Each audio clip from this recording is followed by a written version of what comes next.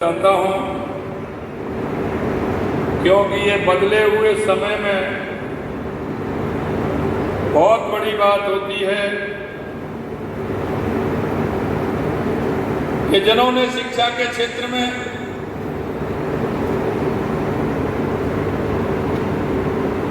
इनको आगे बढ़ाने का काम किया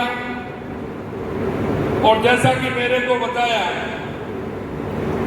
कि आज सीकर अगर शिक्षा के क्षेत्र में आगे है तो इसमें पंडित हरिनाथ चतुर्वेदी जी का बहुत बड़ा योगदान है, क्योंकि समय निकलते देर नहीं लगती और भूलते भी देर नहीं लगती, लेकिन जैसा नाम वैसा काम आपने एक पंडित हरिनाथ चतुर्वेदी जी का ही नहीं, उन सभी तमाम गुरुओं का सम्मान रखने का काम किया है। इस पंडित हरिनाथ चतुर्वेदी जी की शताब्दी वर्ष में मूर्ति लगाने का जो काम किया है, उसके लिए मैं आपको बहुत बहुत धन्यवाद और साधुवाद देना चाहता हूं। महाराज मकड़ी नाथ जी महाराज जी की भी आपने मूर्ति का अनावरण किया है। मैं इन दोनों के लिए सीएलसी संस्था और आपको धन्यवाद देना चाहता हूं। इस कार्यक्रम में मंचासी यूडीएच मंत्री सम्मानीय झावर सिंह जी खर्रा साहब, जो आपके हैं, अपने हैं, किसान नेता हैं, हमारे बीच में हमारी पार्टी के वरिष्ठ नेता जिन्होंने हमेशा सीकर और राजस्थान के लिए मंत्री रहते हुए राजस्थान के अंदर काम किया, ऐसे घनश्याम तिवाड़ी जी, हमारे पूर्व सांसद सुमेधानंद जी, दौंद के विधायक हमारे गोवर्धन वर्मा जी, खंडेला के विधायक सुभाष मील जी, पार्टी के जिला अध्यक्ष कमल सिकवाल जी, प्रदेश के महामंत्री श्रवण बगड़ी जी, उपाध्यक्ष मुकेश दादीप जी, प्रवक्ता लक्ष्मीकांत जी, अशोक सैनी जी, पार्टी के हमारे वरिष्ठ नेता, किसान मोर्चा के प्रदेश अध्यक्ष रहे, यहाँ के जिला अध्यक्ष रहे जैसे हरिराम रड़वा जी, पूर्व विधायक रतन चंदारी जी, दिनेश ताबाई जी, श्री कुमार लकोटिया जी, प्रताप सिंह जी, खाटू श्याम मंदिर, मांगीलाल जी पुजारी, सालासर जी और मेरे सामने बैठे सभी इस संस्था से जुड़े हुए सभी मेरे भाई और बहनों और इस संस्था के सभी शिक्षार्थी, बालक और बालिकाएं, निश्चित रूप से आज एक अच्छा काम, बहुत ही अच्छा काम माननीय श्रवण जी ने किया है कि उनकी याद में मूर्ति अनावरण का कार्य, क्योंकि मैं आपको कहना चाहता हूं कि एक अच्छे काम के लिए, एक व्यक्ति की दिशा बदलने के लिए, एक रास्ता दिखाने के लिए जो व्यक्ति जीवन में आते हैं उनका बहुत बड़ा आशीर्वाद होता है। ये मानते हुए आपने आज ये मूर्ति अनावरण का कार्यक्रम रखा है। आज ये दोनों विभूतियां पंडित हरिनाथ चतुर्वेदी जी, संत शिरोमणि श्री मकड़ीदास जी महाराज की प्रतिमाओं का अनावरण किया है, ये निश्चित रूप से प्रेरणादायी है। गुरु शिष्य परंपरा को गौरवान्वित करने का ये काम इस संस्था ने किया है। उस संस्था की सभी टीम को भी मैं बधाई देता हूँ, क्योंकि हरिनाथ जी केवल हरिनाथ जी नहीं, जैसा मैंने कहा, ये सभी गुरुओं का सम्मान है और ये गुरु परंपरा। और यही हमने स्पोर्ट्स के क्षेत्र में भी काम किया है और हमने कहा है कि स्पोर्ट्स के क्षेत्र में भी हमारे राजस्थान के बच्चे हमेशा आगे रहते हैं, इसके लिए भी हमारी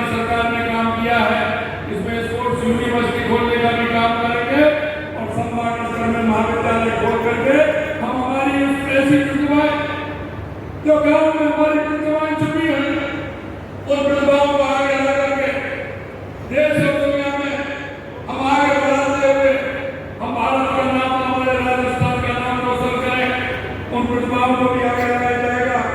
तकनीकी शिक्षा में उत्कृष्टता की ओर कदम बढ़ाते हुए प्रत्येक संभाग में Rajasthan institute of technology IIT और जयपुर के Rajasthan institute of medical science की स्थापना भी करने का काम हमारी सरकार करेगी। इसके लिए जल्दी ही भरपूर बीकानेर इंजीनियरिंग कॉलेजों में हमने राजस्थान इंस्टीट्यूट ऑफ टेक्नोलॉजी स्थापित कर रहे हैं। अगले 2 साल में 20 ITI और 10 पॉलिटेक्निक कॉलेज भी खोले जा रहे हैं, क्योंकि जब तक हम किसी क्षेत्र में अगर किसी क्षेत्र में हम विशेष योग्यता हासिल नहीं करेंगे तो हम दुनिया के अंदर जाकर के अपनी प्रतिभा नहीं दिखा पाएंगे। निश्चित रूप से हम कहना चाहते हैं कि राजस्थान पढ़ाई के साथ साथ युवाओं में उद्यमशीलता का विकास करने के लिए स्कूल और कॉलेजों में बिजनेस इनोवेशन प्रोग्राम चलाने का भी काम करेंगे और एक छात्र एक दिशा देने का काम हम करेंगे। हम युवाओं के सर्वांगीण विकास के लिए युवा नीति 2024 लेकर आ रहे हैं, जिससे हम युवाओं के हर क्षेत्र में आगे बढ़ा सकें, रोजगार के अवसर भी उपलब्ध करा सकें। परीक्षाओं में पूर्ण पारदर्शिता सुनिश्चित करते हुए हम अगले 5 साल में 4 लाख भर्तियां करने के लिए कहा है। हम इस साल में 1 लाख भर्तियां करेंगे। हमसे लोग कहते हैं आप कैसे करेंगे? हमने कहा आप देखते चाहिए हम कैसे करेंगे। अभी मैं आपसे हमें पता है हमारा युवक सीकर में मेहनत करता है, कोचिंग करता है। हमारा वो किसान का बेटा वहां से कोचिंग करने के लिए आता है, पिताजी को भी विश्वास दिलाता है, छात्र के प्रति भी पिताजी में विश्वास होता है कि मेरा बेटा पढ़ता है, निश्चित रूप से आने वाली परीक्षा में वो पास होगा। लेकिन आपने देखा होगा पिछले 5 साल के कार्यकाल में आपने देखा उस पिता के भी आंखों में आंसू और मेरे युवाओं की आंखों में भी आंसू लगातार देखते थे। आपने भी देखा होगा लगातार जिस तरह से पेपर लीक हो रहे थे और पेपर लीक में किस तरह की बातें आती थी आप सभी ने देखा है। मैं आपसे कहना चाहता हूं हमने तो आपके बीच में वादा किया था, हमने चुनाव से पहले जनता के बीच में हमने कहा था कि ये पेपर लीक जो हुआ है हम इसकी SIT गठित करेंगे। हम किसी भी प्रकार से ऐसे लोगों को जिन्होंने युवाओं की आंखों में आंसू लाने का काम किया है हम किसी भी कीमत पर नहीं बचेंगे। और आपने देख लिया 157 लोगों को गिरफ्तार किया है, 157 लोगों को, और अभी धीरे धीरे जांच बढ़ रही है। कई लोग कह रहे हैं, विरोध के लोग भी कह रहे हैं कि उनको भी आइडिया है, वो भी कहना चाह रहे हैं। मैं आपसे कहना चाहता हूं ये हमारी सरकार कृत संकल्प है कि किसी भी क्षेत्र में हमारे युवाओं के साथ जिन्होंने धोखा किया है उनको हमारी सरकार किसी कीमत पर छोड़ने वाली नहीं। देखो मैं आपसे कहना चाहता हूं हमने कहा है लगातार आप देखते जाइए हर क्षेत्र में लगने मिलेंगे। क्या आवश्यकता है पूर्ण रूप से हमने कैलेंडर भी बनाया है, लेकिन हमने देखा कि जो कि पेपर रविवार को होता है, जो कि संस्थाएं हमें मिल जाती है रविवार को पेपर कराने की, लेकिन हमने कहा कि उन्होंने कहा इतनी जल्दी नहीं हो पाएंगे।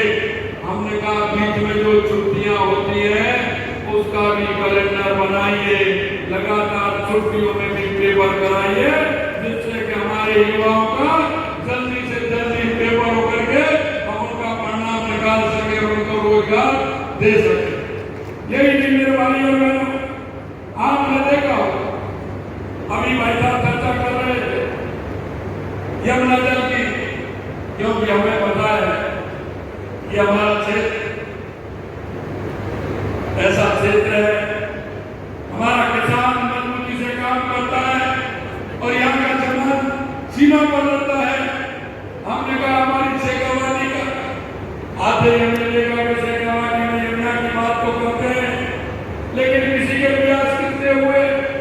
अरे मैं कहना चाहता हूँ, मैंने विधानसभा के अंदर भी कहा था, मैंने कहा सबसे ज्यादा अगर इस देश और प्रदेशों में राज किया है तो कांग्रेस ने किया है। कांग्रेस के नेता बात करते हैं, लेकिन मैं कहना चाहता हूँ कि उन्होंने हरियाणा सरकार से कभी बात की क्या? उन्होंने कभी केंद्र की भी सरकार नहीं, उन्होंने ये अपना दल का प्रयास किया क्या? अभी आपने देखा होगा हरियाणा सरकार के हमारे पूर्व मुख्यमंत्री जब बजट दे रहे थे तो उन्होंने बजट भाषण में भी विधानसभा हरियाणा के अंदर कहा है कि राजस्थान को हम 3 पाइपलाइन में करके राजस्थान के सीकर, झुंझुनू और चूरू को पानी देने का काम करेंगे। अरे आपकी भी तो सरकार नहीं थी, कभी आपने कहा था हमने एमओयू किया है? अब वो कह रहे हैं कि 4 महीने हो गए। अगर नल की पाइपलाइन आनी है क्या? एक नल की पाइपलाइन आनी है क्या? योजना बनती है, बड़ी बनती है, बन रही है, आ रही है, आराम से चिंता मत करिए। जिस योजना का शिलान्यास मोदी जी करते हैं उसका उद्घाटन भी मोदी जी ही करेंगे। भाई बहनों, मैं आपके बीच में कहना चाहता हूं, क्योंकि मुझे पता है हमारे राजस्थान के अंदर अगर कहीं कोई राजस्थान को हर क्षेत्र में बढ़ाने के लिए, चाहे हमारा औद्योगिक क्षेत्र हो, चाहे हमारे पर्यटन का क्षेत्र हो, चाहे हमारे कृषि का क्षेत्र हो, उसके लिए पानी की आवश्यकता है। और हमने कहा कि ये वर्ष हमारा बिजली और पानी के लिए रहेगा। और आपने देखा है चंबल परियोजना से लेकर के यमुना पानी से लेकर के हमारे इंदिरा गांधी का नहर आते उसके कौन डैम को बढ़ाने से लेकर के, चाहे हमारी नर्मदा आती है उससे लेकर के, चाहे हमारा माई डैम की सिंचाई की योजना हो, चाहे देवास स्कीम हो, जो हमारा आधा पानी अरब सागर की तरफ जाता था, आधा हमारा इधर पानी आता था, लेकिन उसको भी रोक करके हमने उसमें भी टनल बना करके एनीकट लगा करके उस पानी को भी हमने रख दिया है, जिससे उस पानी का उपयोग हम कर सकें। राजस्थान के अंदर अगर पानी की व्यवस्था ठीक प्रकार से करेंगे, बिजली की व्यवस्था अगर हम ठीक प्रकार से करेंगे, तो आने वाले समय में हमारा उद्योग भी बढ़ेगा, हमारा कृषि भी बढ़ेगा, हमारा पर्यटन भी बढ़ेगा। इसलिए मैं कहना चाहता हूँ, इनको दर्द हो रहा है। आपने देखा सभी मंदिर जो हमारे बड़े बड़े हैं, हमारे घाट बाबा के लिए तो हमने स्पेशल कॉरिडोर बनाने के लिए घनश्याम से भाई साहब कह रहे थे 100 करोड़ रुपए मिल गए। ये तो पहला बजट है, 100 करोड़ रुपए का योजना बन गई। हमारे जो मंदिर है जिनको हम पर्यटन की दृष्टि से आगे बढ़ा सकते हैं, उनको भी हम आपने देखा होगा लगातार हमने 300 करोड़ रुपए उनके लिए भी दिया है। खाटू श्याम जी के लिए हमने 100 करोड़ रुपए दिया है। और हमारे आगे जो हमारा पश्चिमी राजस्थान है, हमारा सीमावर्ती क्षेत्र है, जैसलमेर बाड़मेर है, उसके लिए भी हमने इंदिरा गांधी नहर योजना के माध्यम से, क्योंकि वहाँ पानी पूरा पहुंच पाए, पौंग डैम के अंदर हमारी 10 फुट खाली जो रहता था उसकी भी स्वीकृति के लिए हमने कहा है। और जल्दी उसकी भी स्वीकृति मिलेगी तो हनुमानगढ़, गंगानगर, बीकानेर, नागौर, जोधपुर और जैसलमेर को तो जाता है, लेकिन वो पानी बाड़मेर तक भी जाएगा, ये हम आपको विश्वास दिलाते हैं। हमने कहा बिजली के क्षेत्र में, अरे भाई हम तो बात करते हैं तो आप बात करिए ना, 5 साल में आपने कितना बिजली के नए संयंत्र लगाए? अगर एक बार भी बिजली अगर आपने पैदा की हो 5 साल के अंदर तो आप बताएं। हमने हमने उद्घाटन किया है 500-800 मेगावाट का हमने किया है। आगे आने वाले समय में हमने तो किया है 224 लाख करोड़ रुपए के हमने किए हैं। 5 हमने हमारी कैबिनेट में भी पास कर दिए। आने वाले 2027 तक किसानों को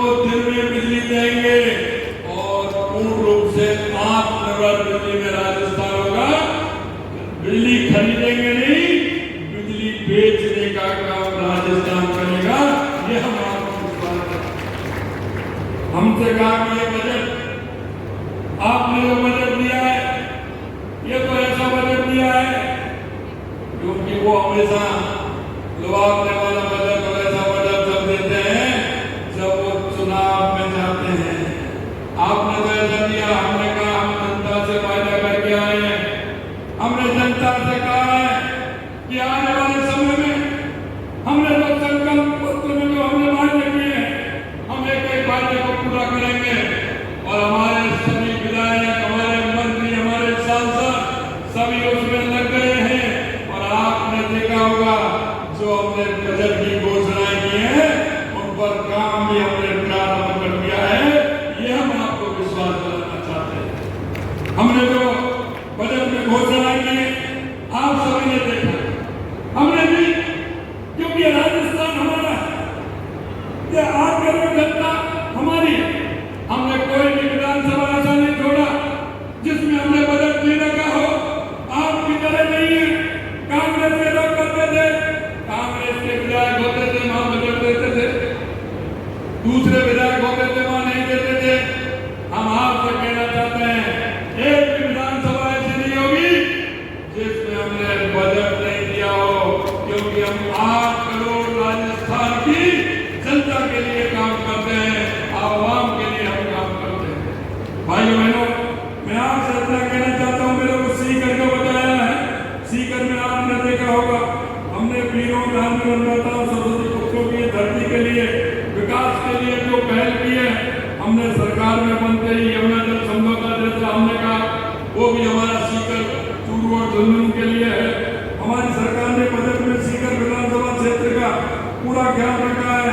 90 करोड़ रुपए की लागत से NH 52 रामू का पास से NH 8 कुंडली बाईपास सड़क से संबंधित कार्य कराए जाएंगे। ये इन्हीं धार्मिक स्थल शाकंभरी के विकास के भी कार्य कराए जाएंगे।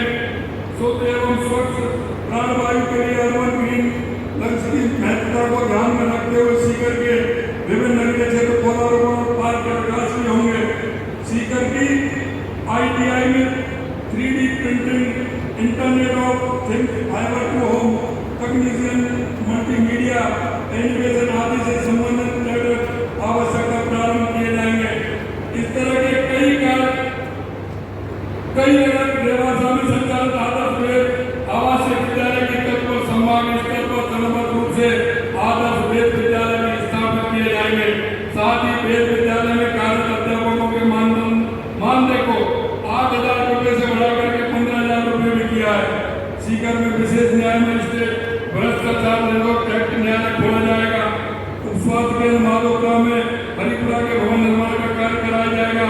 मैं एक बार आप सभी को इस बात के लिए भी धन्यवाद देना चाहता हूँ कि ये तो सीकर के लिए इतना काम है और आने वाले समय में सीकर, चूरू, झुंझुनू, इससे गांधी के लिए आने वाले समय में और भी काम यहाँ कराए जाएंगे। मैं सिर्फ आपसे इतना निवेदन करना चाहता हूँ मेरे भाइयों बहनों कि हम इस प्रदेश के नागरिक हैं। नागरिक होने के नाते हम सभी का भी कर्तव्य बनता है। देश के सभी प्रधानमंत्री नरेंद्र मोदी जी के नेतृत्व में 2014 के बाद देश में आपने देखा चाहे हमारे गरीब कल्याण की योजनाएं हो, चाहे हमारे विकास की योजनाएं हो, चाहे आतंकवाद और नक्सलवाद का खात्मा हो, दुनिया में बढ़ता हुआ भारत का गौरव हो, अगर ये कहीं दिख रहा है 2014 के बाद देश के सभी प्रधानमंत्री नरेंद्र मोदी जी के नेतृत्व में। और मैं आपसे यही कहना चाहता हूं, हम सामाजिक सरोकार का कार्य भी करते हैं। आप कहीं न कहीं किसी न किसी संस्था से जुड़े हुए हैं। आपसे मैं आग्रह करना चाहता हूं कि हमको भी सामाजिक सरोकार का कार्य करना चाहिए। देश के सभी प्रधानमंत्री नरेंद्र मोदी जी ने स्वच्छता से लेकर के, बेटी बचाओ बेटी पढ़ाओ से लेकर के, और अभी उन्होंने 5 जून को पर्यावरण के क्षेत्र में घोषणा की है कि एक पेड़ मां के नाम। मैं आप सभी से आग्रह करना चाहता हूँ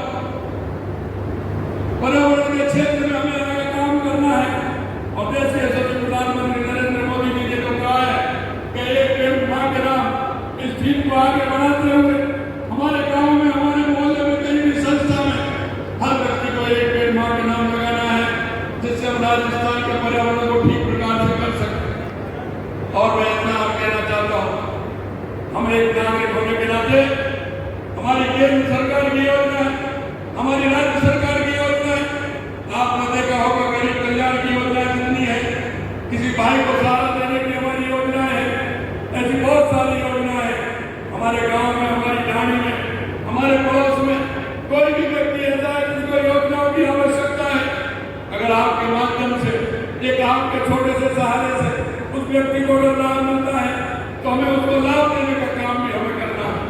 अंत में इतना कहना चाहता हूँ कि हम सभी को ऐसे लोगों को लाभ देना चाहिए।